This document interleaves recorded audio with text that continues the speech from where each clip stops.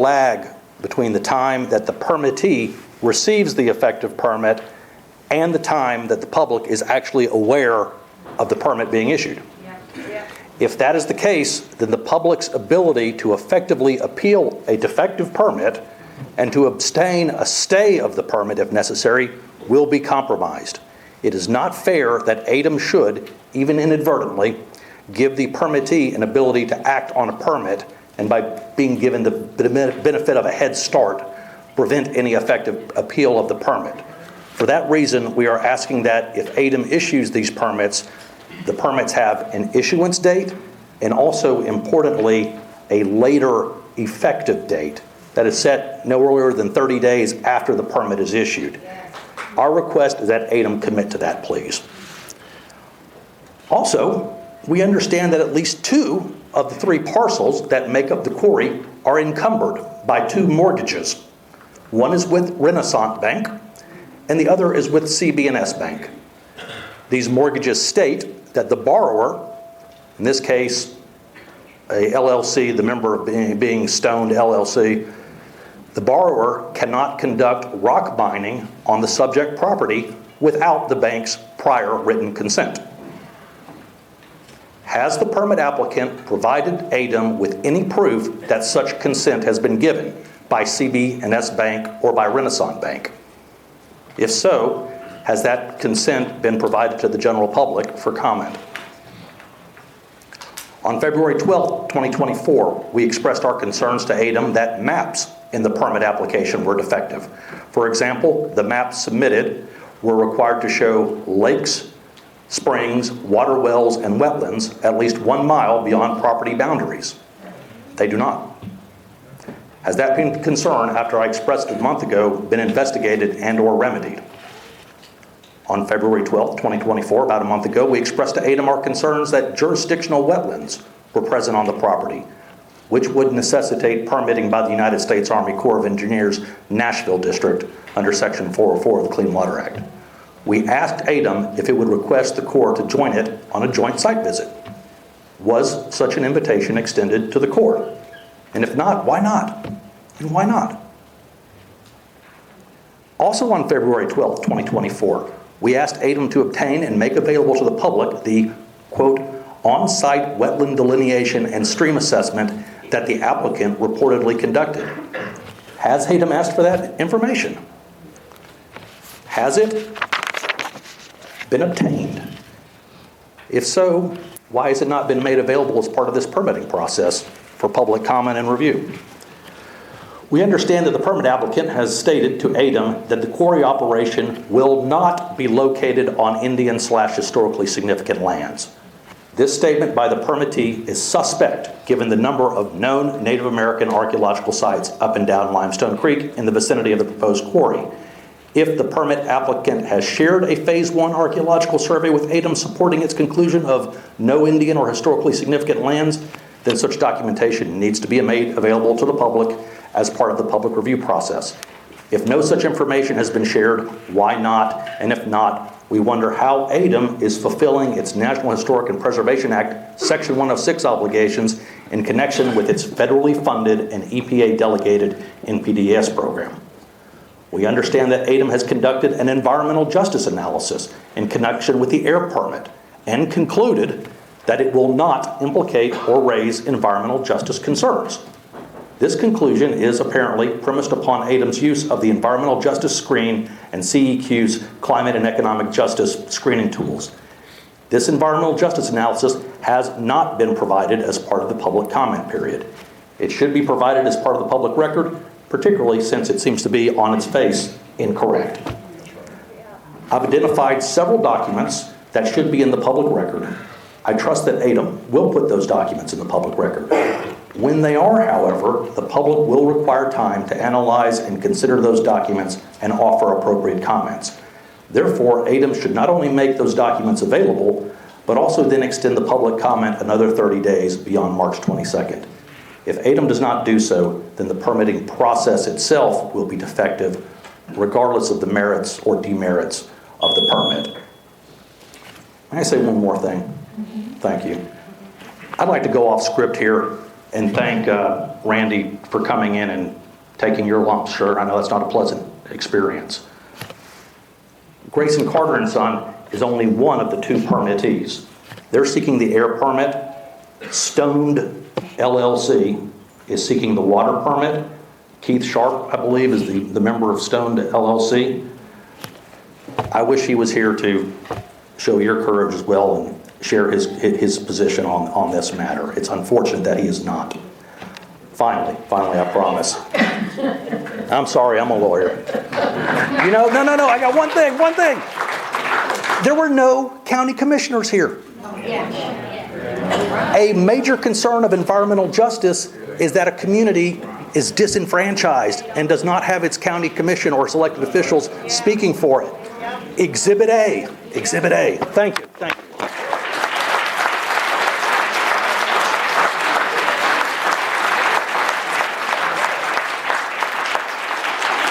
I now recognize Mallory Murray.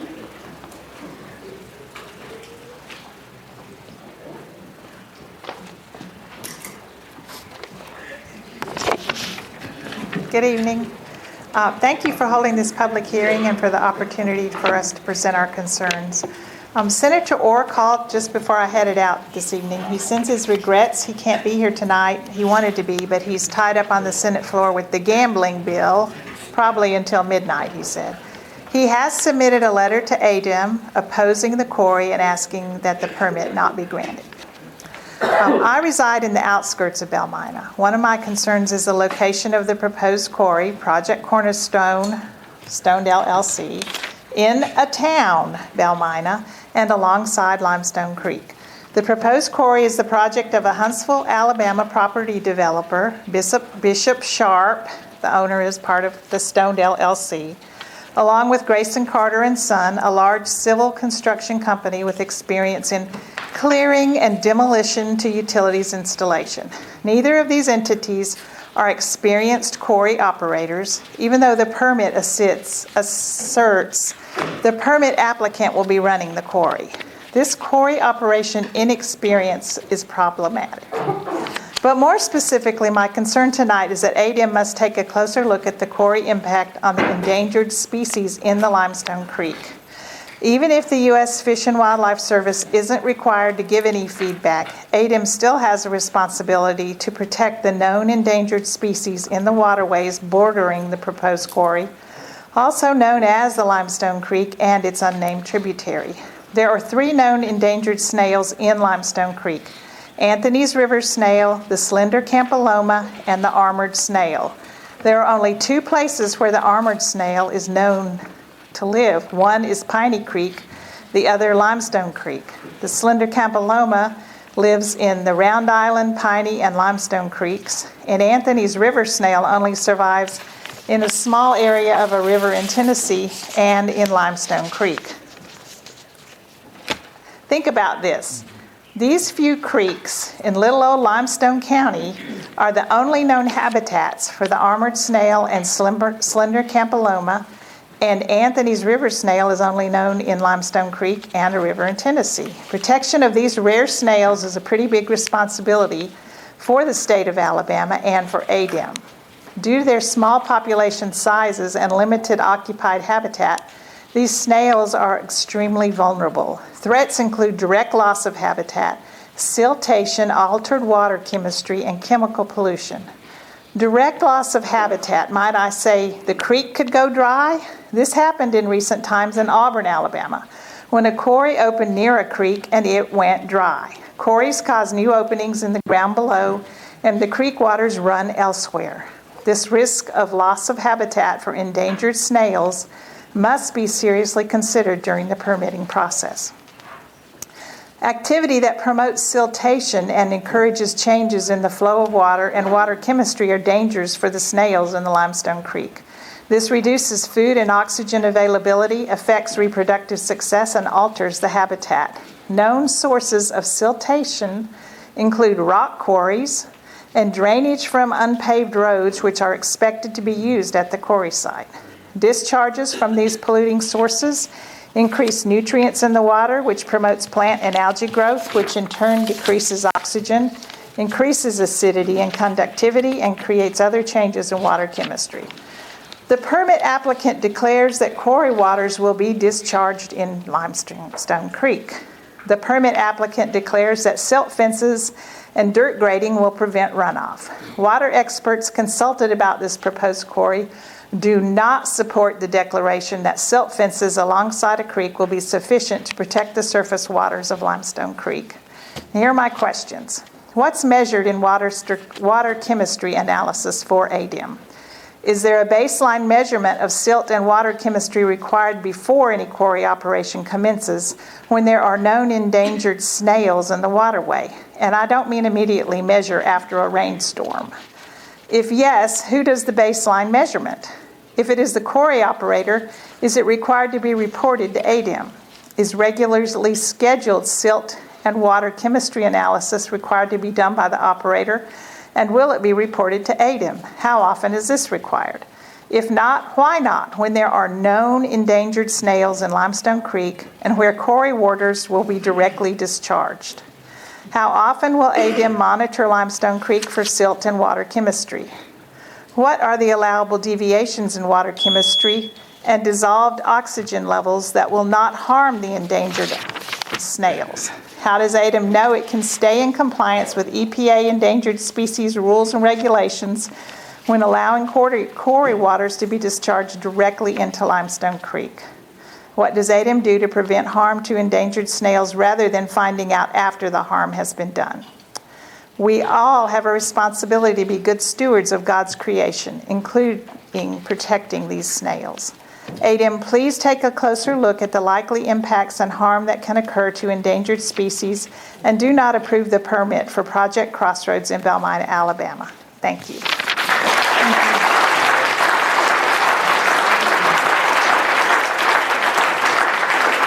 I now recognize Kathy Garrett.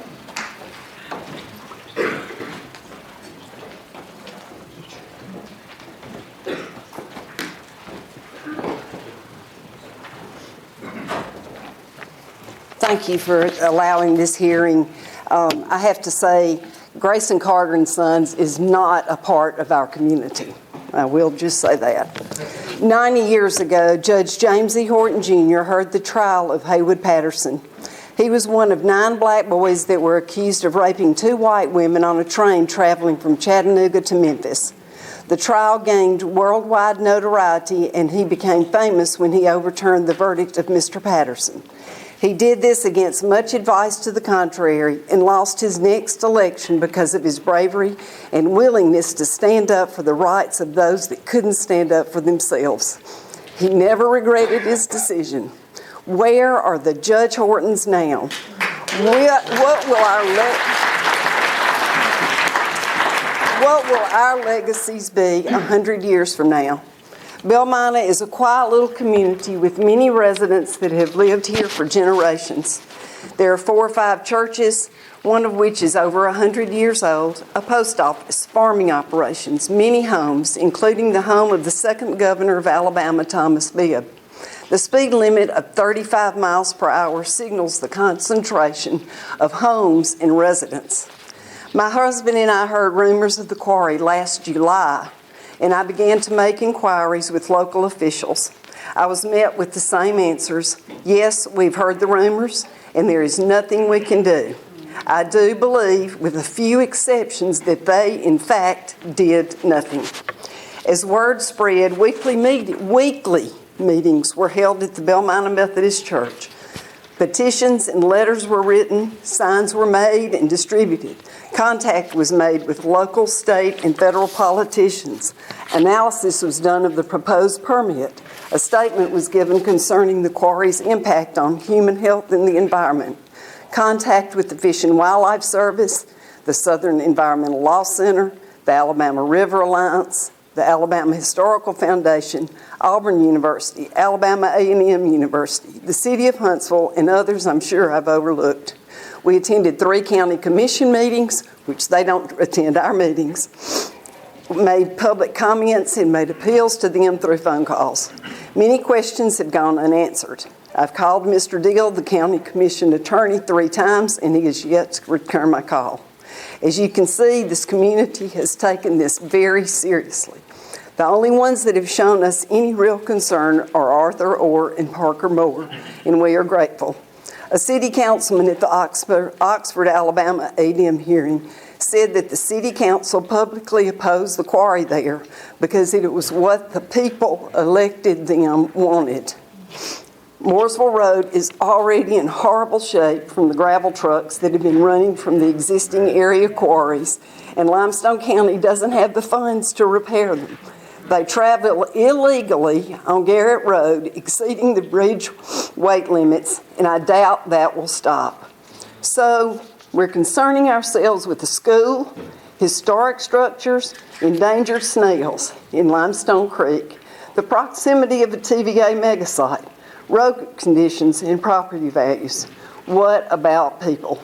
What about the ones that barely have enough to live on, much less money to move? Who is going to want to buy their property?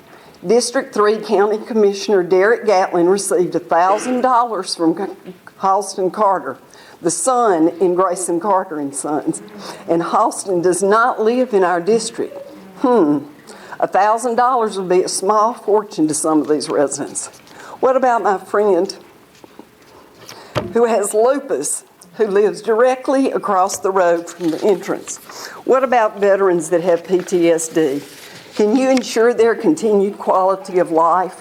What about the dust, the smell, the noise? Our area has been growing a lot, and we all understand that there will be change. A manufacturing plant, subdivisions, shopping centers, warehouses are all possibilities. But a rock quarry, it is our worst nightmare. My family owns land in Greenbrier, and yes, this will no doubt affect the property value. What businesses will want to invest there? This quarry will not be a net revenue producer, but a revenue killer. But that is not why I'm here. I have been so blessed and have everything I need. This is just wrong. As Senator Orr said, it is a travesty. What will our legacy be in 100 years? Where are the Judge Hortons of today? Please scrutinize every detail. The quality of life of this community depends on it. Thank you.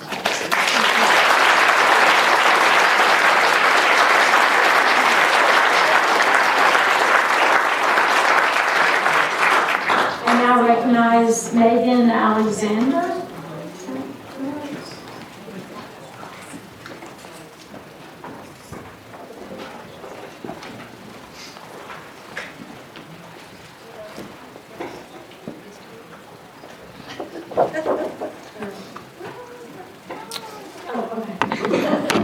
Good evening.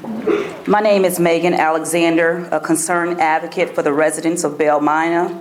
I stand before you today to address the pressing issue of the proposed construction of a rock quarry in our community. The decision has significant implications for the health, safety, and overall well-being for the residents of Belle Minor, particularly those who are most vulnerable to the potential hazards and pollutants associated with such a project. As we gather here tonight, I cannot help but feel a sense of exclusion and inequality in the decision-making process that has brought us to this point. It seems that our voices, the voices of the minority community of Belle Minor, have been overlooked and disregarded in favor of profit and progress. This lack of inclusion is not only unjust, but perpetuates a cycle of inequality that has plagued our community for far too long. We have legal protections in place, such as the National Environmental Policy Act, known as NEPA, and Title VI of Civil Rights of 1964, which are meant to ensure that agencies assess the environmental impact of projects like the quarry on minority and low-income communities. It is crucial that these laws are upheld and that our voices are heard and taken into account throughout the decision-making of this process. The potential impacts of this rock quarry on our air and water quality are not just abstract concerns. They are real and immediate threats to the health of our residents. As a community with a high percentage of older members and individuals with pre-existing health conditions, the risks posed by this construction of the quarry are far too great to ignore. My family is a testament to the potential harm of this project. My uncles battle with various pulmonary diseases, and my young cousin's struggles with asthma serve as a stark reminder of the vulnerabilities within our community. The thought of their condition is worsening due to pollutants and hazards of a rock quarry is a chilling reality that we cannot afford to ignore. I implore you, members of ADEM, to listen to our voices, to consider our concerns, and to act with fairness and equity in your decision-making. The residents of Belle Minor deserve to have a seat at the table, to be included in the discussions that shape the future of our community. Let us not repeat the mistakes of the past, where the voices of the marginalized were silenced and their needs disregarded. Let us work together to create a more just and equitable future for all residents of Belle Minor, where decisions are made with the well-being of the community in mind. Thank you for listening. Let's work together to create a community where laws are respected, equality is valued, and health and happiness for all residents are of the utmost importance in this decision. Thank you.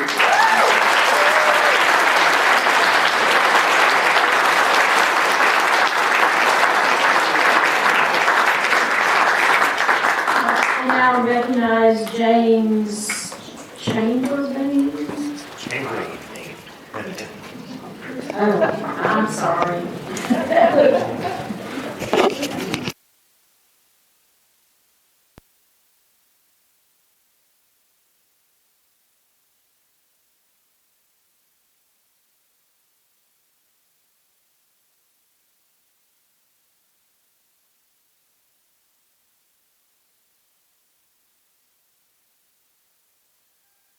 For over 40 years and served on various in conservation groups and outdoor recreational groups. But tonight I'm here representing myself. I was involved with a creek just to the east of Limestone, the wonderful Beaver Dam Creek, when Toyota was building that plant, and they were very responsible and helped protect over 900 acres along that creek for the protection of the spring pygmy sunfish. I want to thank ADEM for hosting this hearing tonight. And I want to highlight a fairly narrow, specific but significant flaw with the permit application. And it doesn't rate with the quality of life, health issues that y'all are highlighting, but it is part of the permit, and I believe it's something that the permittee has failed to do from the best we can tell. And we've submitted comments from several of us concerning this, and it has to do with what Mr. Knowles and Mr. Frazier have already highlighted, and I want to drill down on that.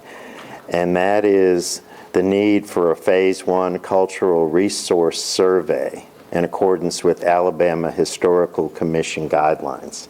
That may sound boring and small, but it's very significant, and if the application hasn't addressed this key thing, what else has it not addressed?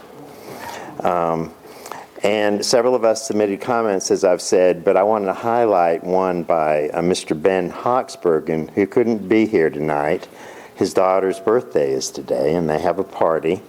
But he is a local professional archaeologist, and he has submitted his comments, which I'm going to refer to here, as an individual, but his credentials include being president of the Alabama Archaeological Society. And he notes that on page 8 of the permit, the applicant states that the proposed project area is not an Indian or historically significant land. Yet nowhere can we find a reference to the Phase 1 Cultural Resources Survey of the area which would have been required to make that determination. And due to Ben's long history working in the area, he knows, as do many of us, that along Limestone Creek there's a high density of significant prehistoric and Civil War area archaeological sites. And this site is in close proximity to well-known archaeological sites such as the Belle Mina Clovis site and historical sites such as the Belle Mina Plantation. He believes there is a high probability that this land contains significant cultural resources. And we recommend that the applicant complete a Phase 1 Cultural Resources Survey in accordance with Alabama Historical Commission guidelines in order to categorically determine whether these significant cultural resources exist and will be impacted. Now, we submitted this comment in January, and we've since followed up. We spoke with the state archaeologist at the Alabama Historical Commission about a month ago, and as of that time, the commission had recommended to the engineering firm that a survey be done, but they have no indication that this has happened. So we ask that this survey be done and it be registered with the commission. So we have strong recommendations from both the commission and from a prominent local professional archaeologist saying this survey needs to be done. And we ask that this permit not be approved until that survey is completed. And we do have to wonder if the applicant is ignoring this important historical cultural survey requirement, what else might also be being ignored? Thank you. And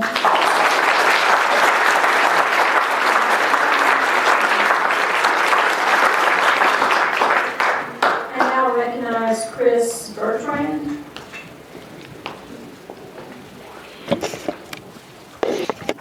I must have memorized your numbers or something. I saw him before me. Oh, okay. My name is Chris Bertrand, and I'm an attorney for the Southern Environmental Law Center. The Southern Environmental Law Center is a nonprofit organization that works to protect the environment, communities, and special places of the Southeast. The Southern Environmental Law Center is here today because we are drafting comments on the behalf of several churches in the Belle Mina community, including Belle Mina Methodist Church, Jerusalem Primitive Baptist Church, New Heaven Cumberland Presbyterian Church, New Zion Baptist Church, and New Beginnings Church, which is only 100 feet away from the proposed limestone quarry. ADEM must deny this permit because there are many problems, inconsistencies, and violations of law. Every single sediment basin in this permit is inappropriately designed and located. The applicant's pollution abatement plan is incomplete. As drafted, this permit will likely take endangered species. This is illegal as the applicant does not have an incidental take permit. And of course, the adjacency of this quarry mine and rock crushing facility to residential homes will have serious health consequences for the community. I can't speak of all the issues that we've noted tonight because I only have 5 minutes, but we will be providing written comments so we'll be able to highlight all these other issues. Tonight I'm just focusing solely on one narrow issue. And this issue I'm looking at tonight is sediment basin number 5. So sediment basin number 5 is at the southwestern corner of the property, adjoining Morrisville Road, and 100 feet just across the street from New Beginnings Church and residential homes. Sediment basin 5 will collect polluted runoff and groundwater from the quarry mine and hold it all in this one location. As designed, sediment basin number 5's normal carrying capacity is 1.5 million gallons. That's approximately 3 times the volume of an Olympic-sized swimming pool. This is a lot of water to be so close to a church and residential homes. On top of this, sediment basin 5 will release this polluted runoff. The applicant shows no plans to ditch or pipe this water to Limestone Creek. Instead, the water will flow uncontrolled through the Belle Mina community. Currently, the emergency spillway of the basin is directed straight at residential homes and New Beginnings Church. This is dangerous. At the 25-year, 24-hour storm event, a storm with about a 4% chance of happening every year, the applicant anticipates discharging 20 cubic feet per second of polluted water out of the sediment basin and into the community. What does that mean? It means that during a significant event, there will be approximately 9 Class A fire hydrants worth of polluted stormwater surging directly at residential homes and New Beginnings Church, located only 100 feet away, just across the street. Over the lifetime of the project, that has an 87% chance of occurring, that event with the 9 fire hydrants shooting polluted runoff directly at those houses, 100 feet away. In the permit, the applicant even accounts for the possibility of discharging 230 cubic feet per second. This means that the permit accounts for the equivalent of 100 Class A fire hydrants shooting torrents of water directly at residential properties and the church. Just imagine that you're sitting outside of your church or outside of your home, and you see 100 fire hydrants worth of polluted water shooting directly at you from only 100 feet away, just across your street.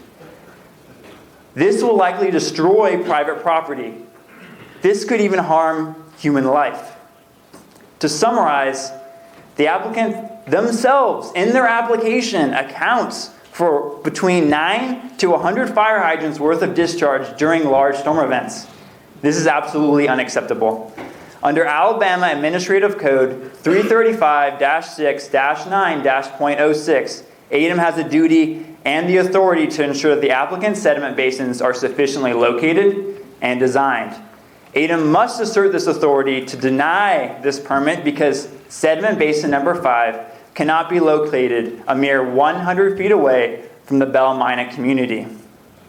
The Southern Environmental Law Center has noted many other inconsistencies and violations of law in this permit. We will be submitting extensive written comments with expert analysis before the comment period closes. Thank you very much for the opportunity to speak and for the extension of time for comments. Thank you.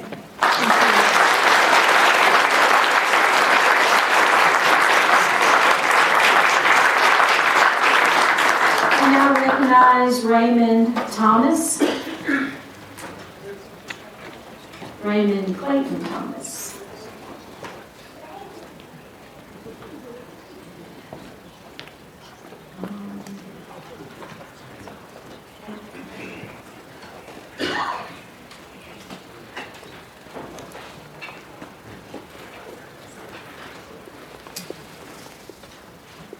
Good evening, ladies and gentlemen. Thank you for allowing me the opportunity to speak here tonight.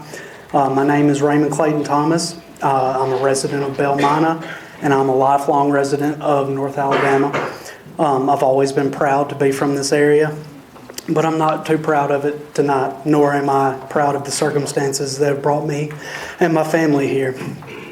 I'm not an expert, nor do I have the net worth and influence that someone like Grayson or Halston Carter have. But I am an educated, tax-paying citizen, and that should account for something.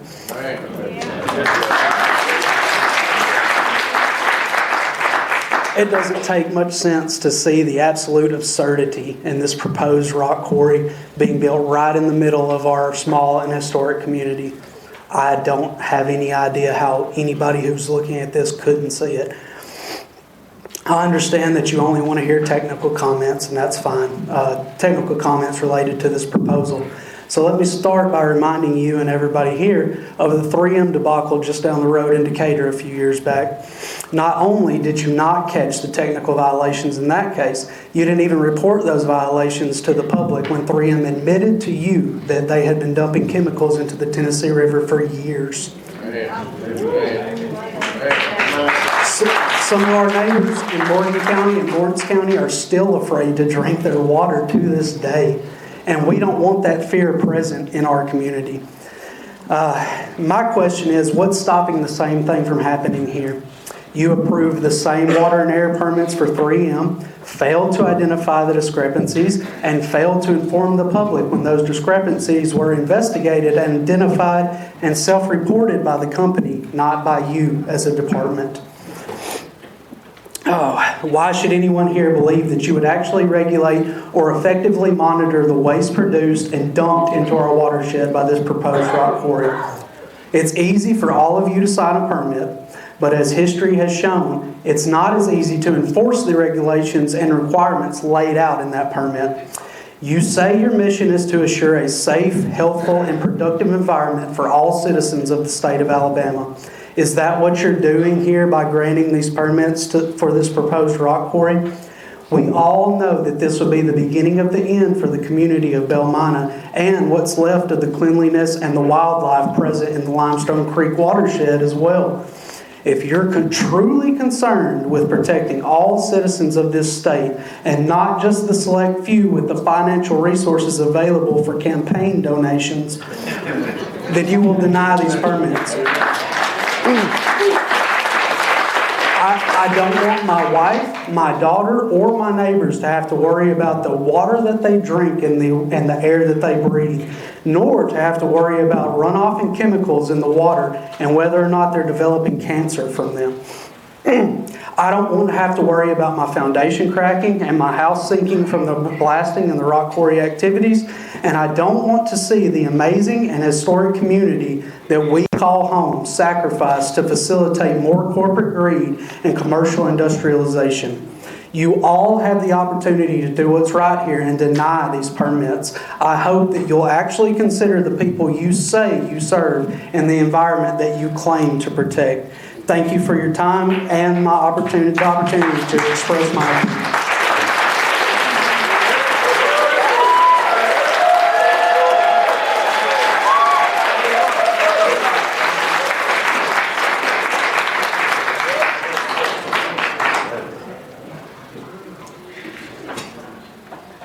Carlos Fernandez? Close. Close? It's an Irish name.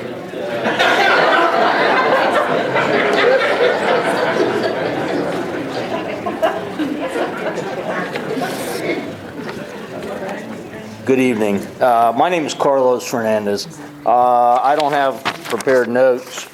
I don't have prepared comments. I'm going to wing it. It's the best way to do this. I'm not a scientist, an environmentalist, a farmer, a landowner, a lawyer, or an archaeologist. I'm a simple soldier. I've been a soldier for 26 years. This area is loaded with veterans that have fought to keep this country free for people like that and corporations like that to make mega money. And their proposal to conduct blasting operations is going to be a detrimental impact on my brothers and sisters that suffer from PTSD and other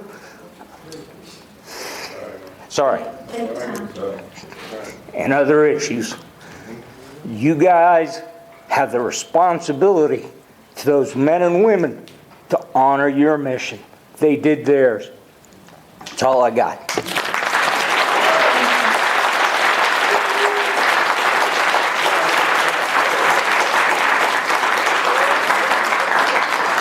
Now recognize Dolores Fletcher.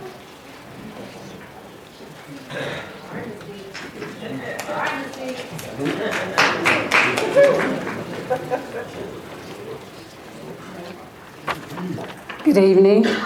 I'd like to say thank you all for coming to hear our issues tonight. Most of the things that I was going to say or address has already been addressed, but the one thing that has not been addressed tonight is the fact that I come from this small community. I grew up in the area. My grandparents were sharecroppers.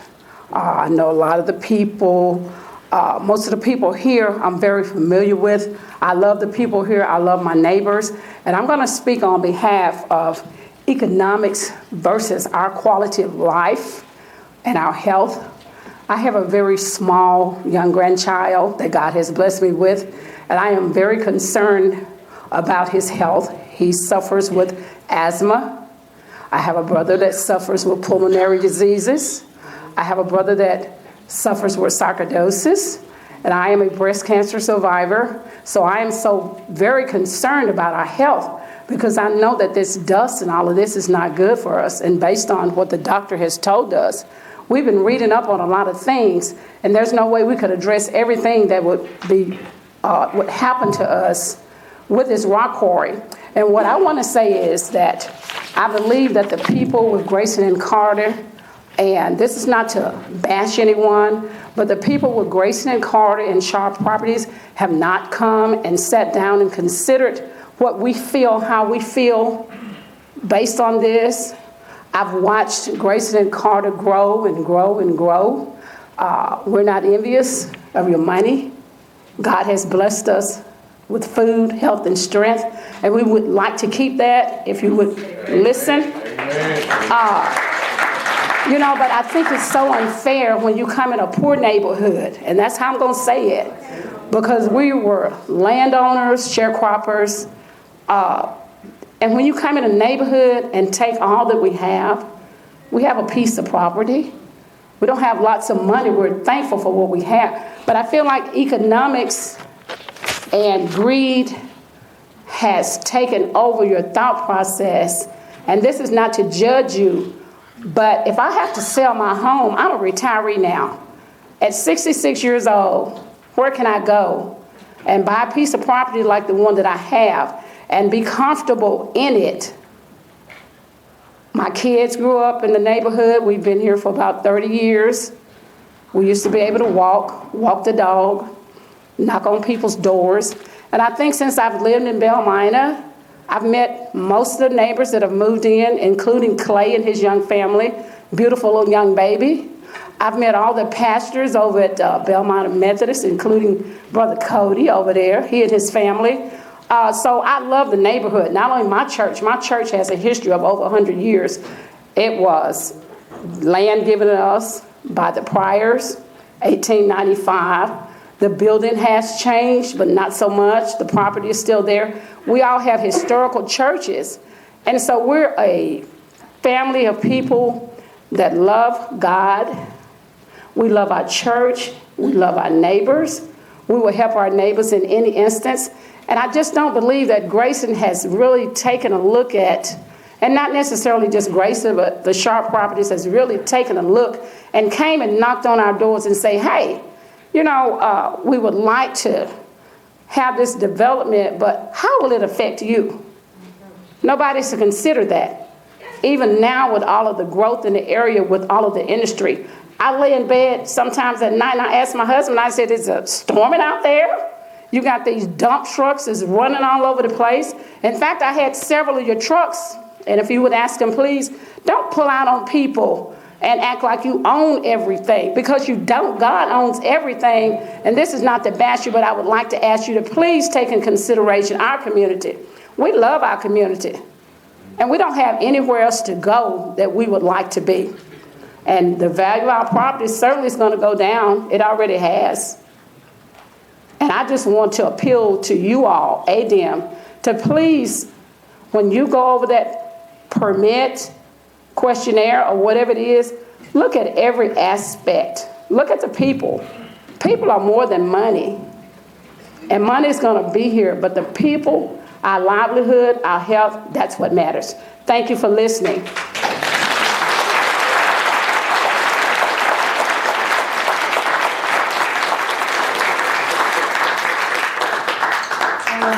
I'm not sure which one's Ms. Brad and Brittany Price, or...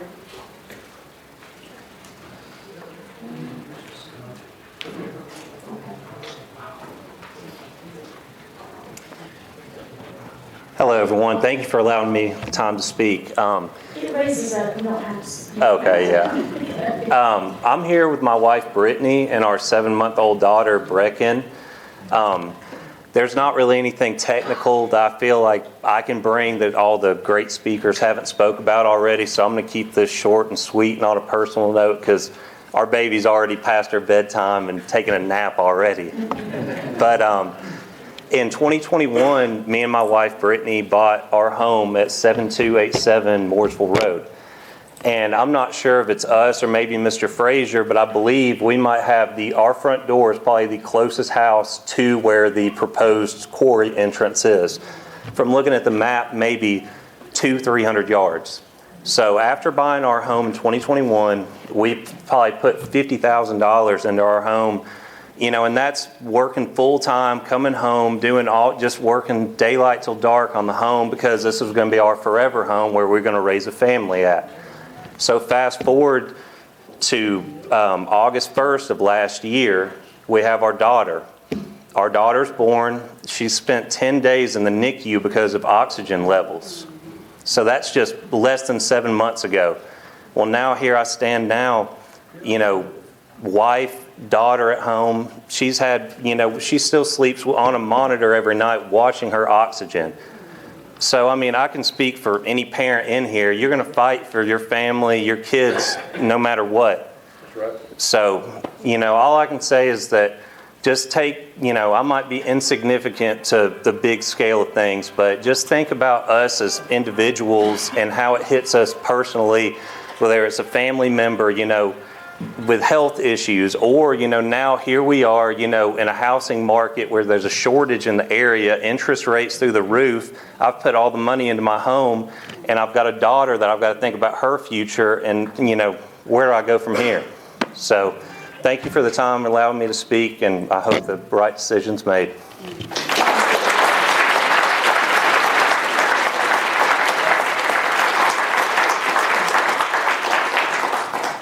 I now recognize Judy Sa, Sowell.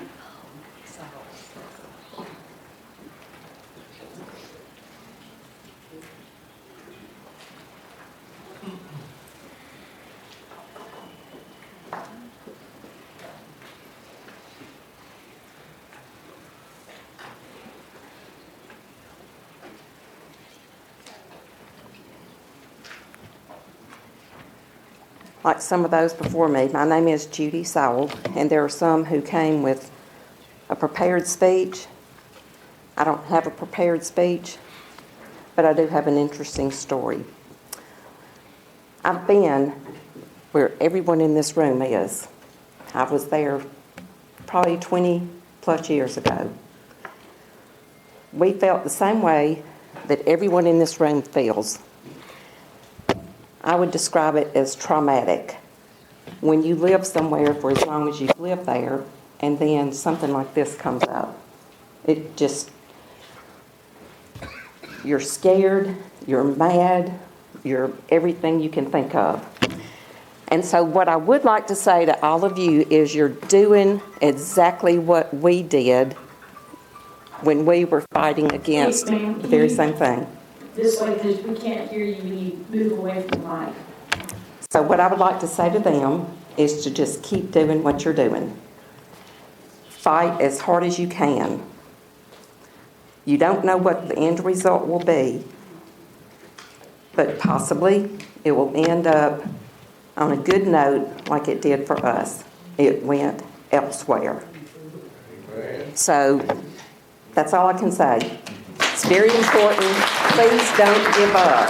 Please don't think that you can't make it. Just keep fighting, keep doing what you're doing, and at least at the very end, regardless of what happens, you at least know that you did everything you could to stop it.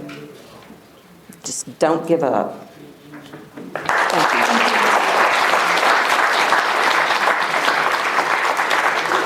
I now recognize Richard Keys.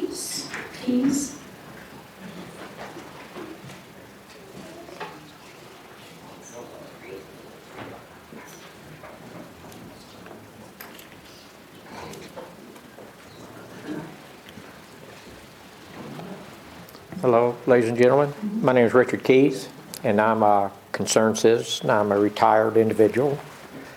And I think ADEM has a responsibility and a duty to protect the natural wildlife, the environment, and such. This quarry is about 25 feet above the creek levels. At about 40 feet is a transition from the Tuscumbia limestone to the Fort Payne chert, which a lot of well water flows through.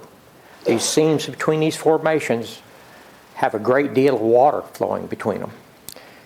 And this quarry is going to go deeper than that because this area is like only a 20-foot rise between 3 wetlands.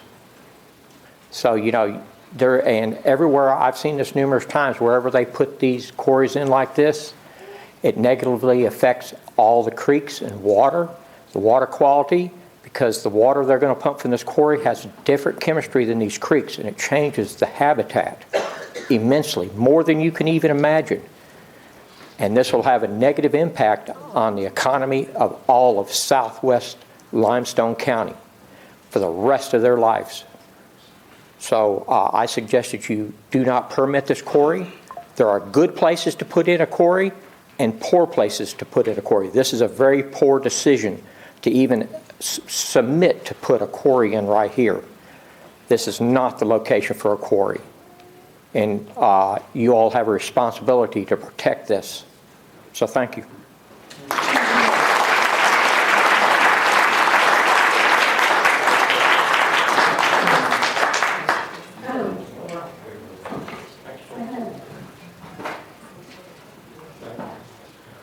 Somebody registered, yeah. And filed and registered twice, okay. So that was my last registration card. Is there anybody that hasn't spoken already that would like to speak at this time?